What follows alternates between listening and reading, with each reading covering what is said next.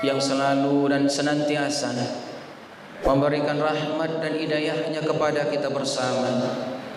Alhamdulillah, di subuh yang indah ini kita wakafkan waktu kita luangkan kesempatan kita tinggalkan kegiatan kita masing-masing menuju masjid yang kita cintai ini dalam rangka melaksanakan ubudiyah dan ibadah kepadanya. Kita bermohon kepada Allah tidak memutarbalikkan hati kita setelah kita beriman. Salawat beriringan salam buat Habibullah, kekasih Allah, yakni Nabi besar Muhammad sallallahu alaihi wasallam, berupa Allahumma salli ala Muhammad wa ala ali Muhammad. Rasulullah di akhir hayatnya, beliau tidak meninggalkan harta kekayaan yang banyak.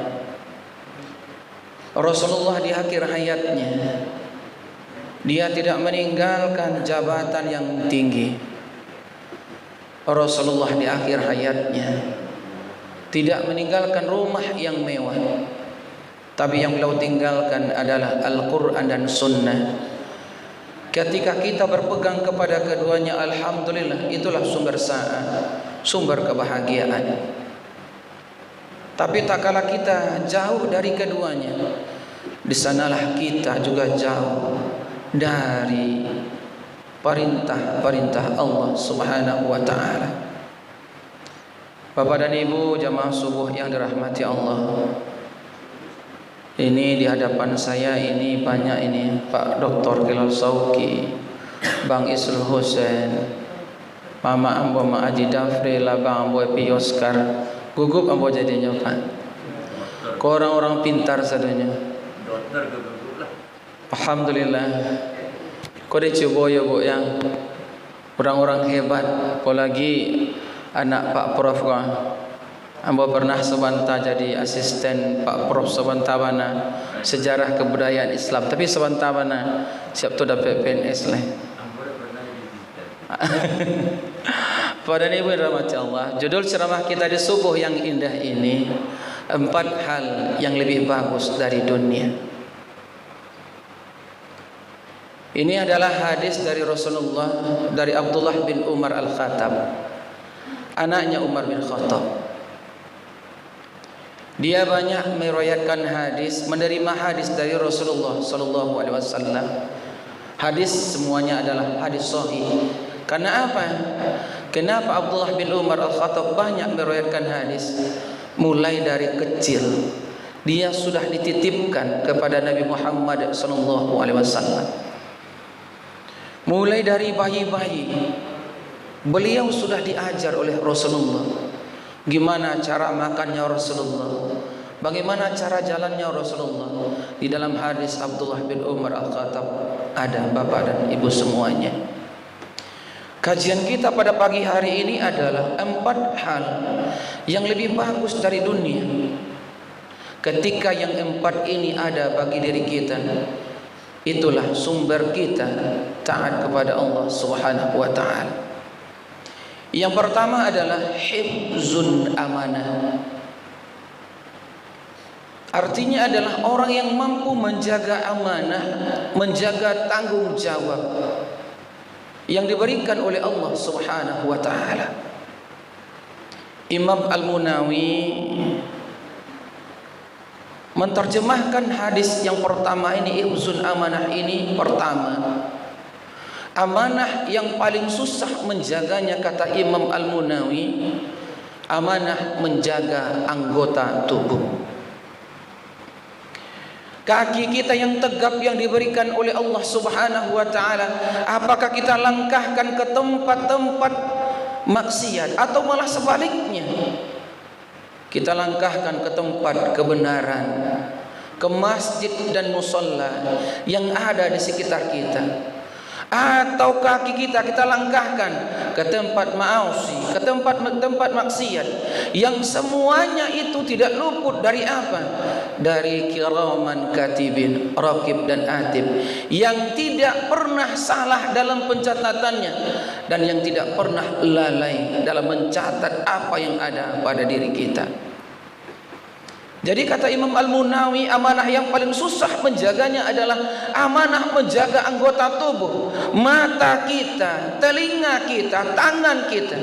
Semuanya besok akan dipertanggungjawabkan di hadapan Allah Subhanahu wa taala. Yang bicara ini besok pun akan dipertanggungjawabkan di hadapan Allah Subhanahu wa taala. Sebagaimana setiap hari Jumat kita baca Rabbana absarna wa sami'na farji'na na'mal salihan inna muqinun. Orang yang dalam kubur itu Bapak dan Ibu semua ingin kembali ke dunia. Mereka ingin beribadah, mereka ingin melaksanakan seluruh perintah Allah, lantaran tidak bisa. Karena apa? Sudah beda alam dengan kita. Ini yang pertama, amanah yang paling susah menjaganya. Amanah yang paling susah menjaganya yang kedua kata Imam Al-Munawi adalah anak dan istri.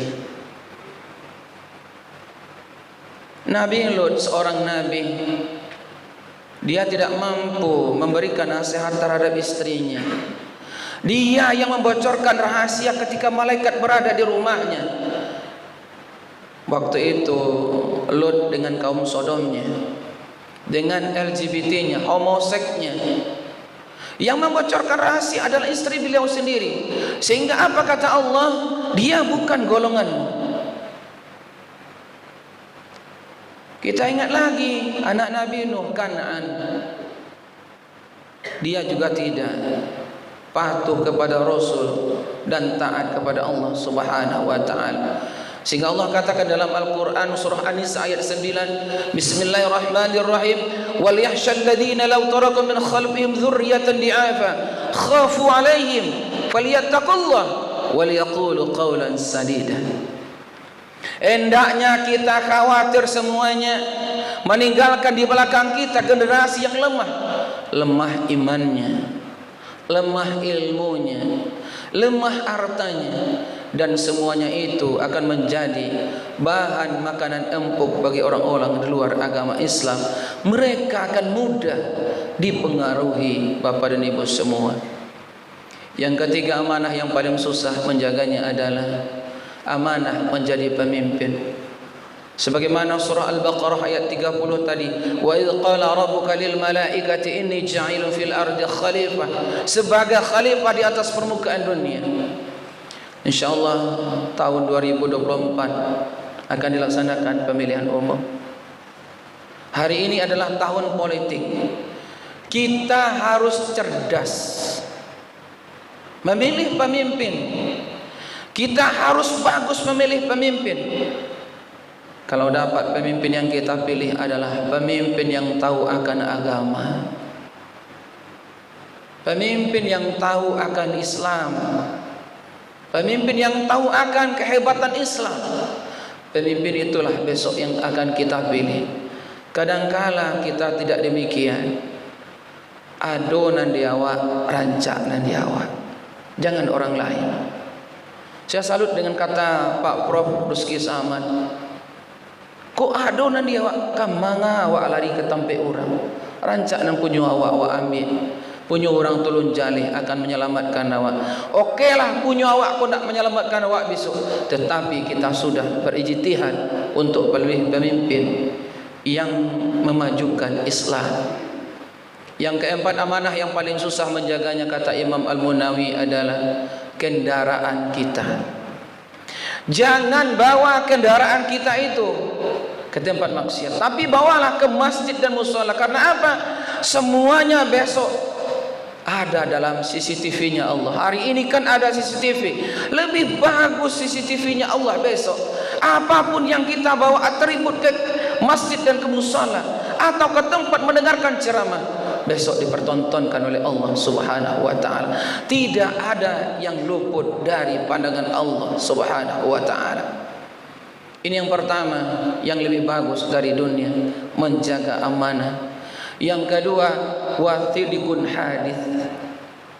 Apa artinya? Orang yang berbicara yang bagus-bagus, yang berbicara yang indah-indah, berbicara yang menyenangkan hati orang lain. Ada pula sifat kita bapak dan ibu, ketika dia bicara orang marah kepadanya. Dalam hadis yang lain Rasul katakan, "Man kana yu'minu billahi wal yaumil akhir falyaqul khairan aw liyasmut."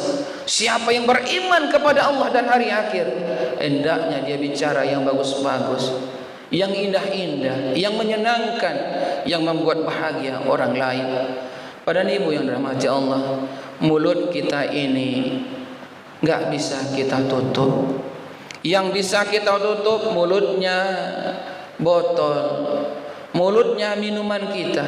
Tetapi yang namanya mulut, alhamdulillah sampai hari kiamat kita tidak bisa menutupnya. Kita contohkan aja nanti, bapak kan sudah dengar ceramah ini, nyampe di rumah, tanya istri, bapak dari mana? Tunjuk masjid. Tidak bisa kita, bisu itu kita nggak bisa. Ini yang kedua. Yang ketiga, wa husni khaliqat. Apa artinya? Berbuat baik dengan seluruh makhluk Allah. Bapak dan ibu yang ada tanaman di rumah, jangan sampai mati di tangan kita. Bapak dan ibu yang punya kucing di rumah, yang punya peliharaan di rumah, berbuat baiklah dengan makhluk Allah. Karena apa? Di zaman Umar bin Khattab dahulunya ada seorang sahabatnya mempunyai keledai, mulai dari kepalanya sampai ekornya dikasih beban yang berat. Apa kata Umar? Engkau sudah menyiksa ciptaan Allah, turunkanlah separuh. Diturunkan oleh sahabat.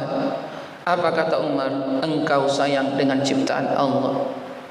Yang terakhir, anu buat caliak si mama ceramah subuh 15 menit kuliahnya. Nyendak lama-lama lah tu. 20 detik-detik terakhir, jangan lama. Awak komitmen. Seorang pendakwah tu kan bantu itu, Pak. Khatibun nas ala qadri uqulihim. Berbicara dengan manusia menurut kemampuan akalnya. Kau kawanlah mengantuk awak mengicik je baru, berarti juru dakwahnya. Bang Epi nak do tekan tua do tak kalau saketik nah bang. Aduh tu mama yang salah tu pun ada nyebut tadi tu dong. Yang terakhir apa lagi? Wa husni khaliqat, yang ketiga. Dan terakhir adalah wa iffatun tu'mah. Masukkan ke dalam perut kita ini makanan halal lagi bagus, halal lagi thayyib, halal lagi baik. Sekarang ada namanya BPJPH, jaminan produk halal. Ada undang-undangnya. Di bapak dan ibu yang punya usaha, 17 Oktober 2024 nanti kalau tidak ada sertifikat halal, sertifikasi halal, di UIN juga ada tuh Pak Dokter, Halal Center namanya. Ketuanya Niul ketuanya. Kalau 2024 besok 17 Oktober tidak ada sertifikasi halal, baik itu untuk makanan dan minuman, khusus untuk makanan dan minuman, maka pelaku usaha itu akan dikasih hukuman. Bukan reward tapi punishment. Jadi bapak dan ibu yang punya pelaku usaha, contoh pical, onde-onde, goreng pisang, sertifikatkanlah. Karena apa? Tahun 2024 besok kalau tidak ada sertifikat halal, maka akan susah. Ya, serundeng termasuk punya mama tu mak, termasuk sarundeng, termasuk pical, kuah pical tu, termasuk itu besok sertifikat halal. Mumpung hari ini, saya minta maaf bu, mumpung hari ini gratis, sebanyak 1 juta pelaku usaha, gunakanlah kesempatan. Nyuma urus nyup yang pribadi, masukkan sorang-sorang ke dalam email masing-masing. Di bapak dan ibu semuanya, yang 4 ini lebih bagus dari dunia. Yang pertama, ifzun amanah, ada 4 pembagiannya tadi. Yang kedua, wasidikun hadis, bicara yang bagus-bagus. Yang ketiga, wa husni khaliqat, berbuat baik dengan seluruh makhluk Allah. Terakhir, wa ifatun tu'mah, masukkan ke dalam paru awak ko makanan dan minuman halal lagi baik. Ini yang bisa kita sampaikan. 20 menit ya jadinya, banyak maaf. Kain basahan bawalah mandi, selesai mandi bawalah pulang. Amal ibadah dibawa mati. Rumah bertingkat tinggal di orang. Abang banyak na rumah abang besok, atau Pak Doktor insyaallah dakwah bawa besok. Pak Prof berapa banyak rumahnya, meninggalnya bawanya enggak. Pak Prof berapa banyak pitinya dia bawa enggak. Jadi yang wak bawa itu adalah amal ibadah, sedekah, ilmu pengetahuan. Kok lihat ada anak yang soleh, itulah yang akan membantu kita. Minta maaf, billahi taufik wal hidayah. Assalamualaikum warahmatullahi wabarakatuh. Ya Nabi salam